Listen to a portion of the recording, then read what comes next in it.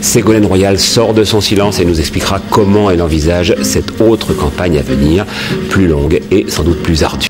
Comme promis, nous accueillons maintenant Ségolène Royal, donc 3 jours après son sacre, dans un fauteuil, disent tous les commentateurs. Comment on passe maintenant des 200 000 militants socialistes que vous avez essayé de convaincre aux 40 et quelques millions d'électeurs français ?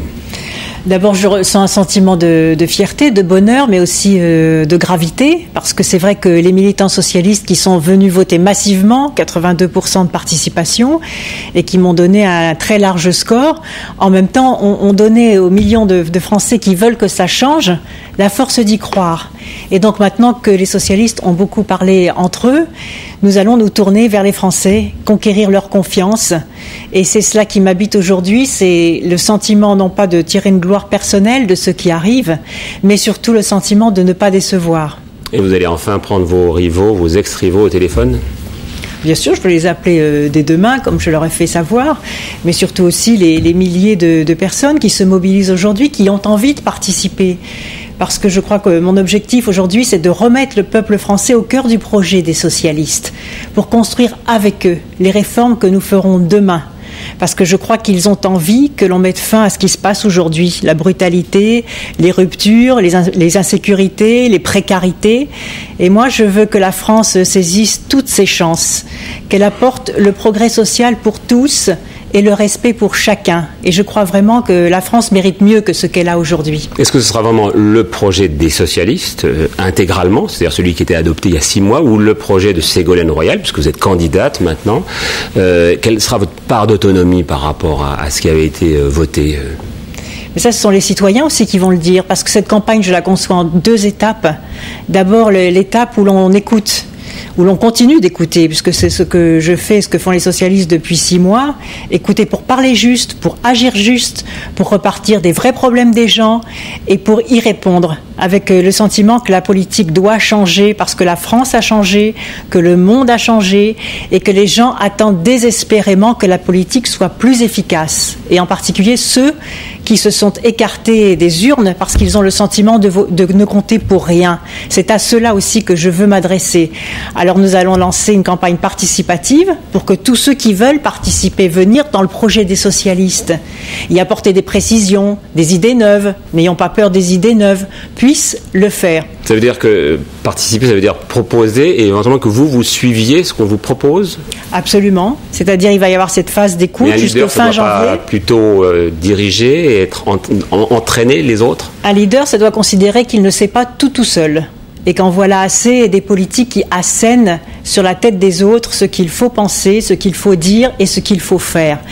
Moi, je considère que la politique doit changer et donc elle doit aussi tenir compte de l'intelligence collective des gens. Et que les gens qui ont des problèmes ou ceux qui ont des espoirs, des projets, qui ont envie d'aller de l'avant sont finalement les meilleurs connaisseurs de ce qui les concerne. Et après cette phase d'écoute où les gens auront le sentiment d'avoir participé aux décisions qui les concernent dans un certain nombre de domaines, à ce moment-là, le responsable politique décide. Il choisit, mais il explique au nom de quelle valeur et pour quelles raisons il propose les décisions qu'il va prendre. Alors ça devient un autre projet d'une certaine façon, un projet transformé. Ça sera un projet sans doute complété, ça sera un projet aussi plus concret. Je vais donner 4 exemples, les 4 thèmes que je vais proposer aux militants socialistes de débattre avec les Français. D'abord, le premier thème qui est celui de l'éducation, de la formation et de l'accès au travail, en liaison avec cette priorité qui sera la toute première de mes priorités, l'éducation au cœur de tout et en avant de tout. Le deuxième thème, c'est la lutte contre toutes les formes de violence et de précarité et d'insécurité pour réaliser ce que j'appelle l'ordre juste, aux Français de s'en saisir et de me dire ce qu'ils entendent par ordre juste. Le troisième thème, c'est celui de la vie chère, du pouvoir d'achat. Donc comment nous allons faire pour élever le pouvoir d'achat des petits salaires et des petites retraites en nous appuyant sur 2 actions, l'amélioration du dialogue social et l'efficacité économique. Et enfin, le 4e thème que je propose dans cette première phase, c'est celui de l'environnement et du co-développement. Donc là, Il y a déjà des choses dans le projet des socialistes, mais nous devons aller plus loin dans la façon de préciser ces choses, dans la hiérarchie des priorités et dans les idées neuves que les Français vont apporter dans cette campagne. Et ça, c'est votre réponse d'une certaine façon à l'UMP qui vient de vous accuser de n'avoir que des formules creuses et de ne parler que de généralité. Vous voulez du concret? Bien sûr, je veux du concret, parce que qu'est-ce qui va se passer pendant cette élection présidentielle? Les gens vont regarder si ce que je dis est crédible, et s'ils peuvent compter sur moi pour que demain, ce pacte social qui va être noué avec eux pendant ces 6 mois sera effectivement réalisé.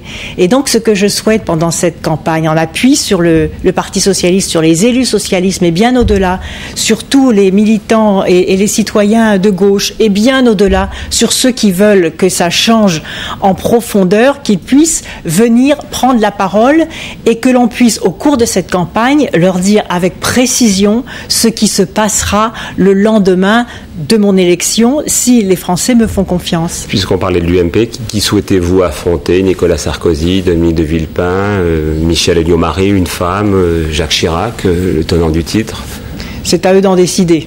On verra. Ce que je souhaite, c'est que le candidat désigné ait la même légitimité. Donc j'attends peut-être que les militants de l'UMP soient appelés aux urnes, parce que je crois que le Parti socialiste a donné une image extraordinaire de transparence, de modernité, de démocratie. Et aujourd'hui, si j'ai autant de force et de liberté, c'est parce que cette campagne interne a réussi et que les militants ont voulu, par leur comportement, qu'elle se déroule dans de bonnes conditions, avec un comportement éthique, personnel de chacun d'eux, qui permet aujourd'hui au Parti socialiste d'être en ordre de marche avec son projet et avec un élan.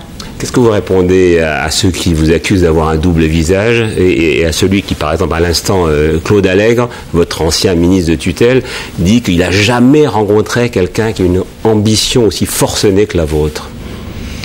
Mais c'est d'abord aimer la France pour que les Français s'aiment en elle.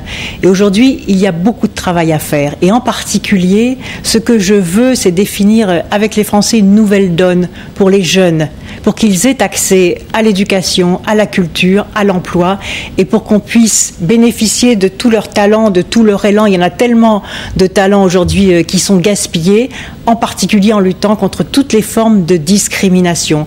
Et cette nouvelle donne pour les jeunes, je vais la définir pendant la campagne des élections présidentielles. Merci beaucoup Ségolène Royal d'avoir accepté donc de répondre à nos questions et d'avoir rompu ce silence après votre victoire.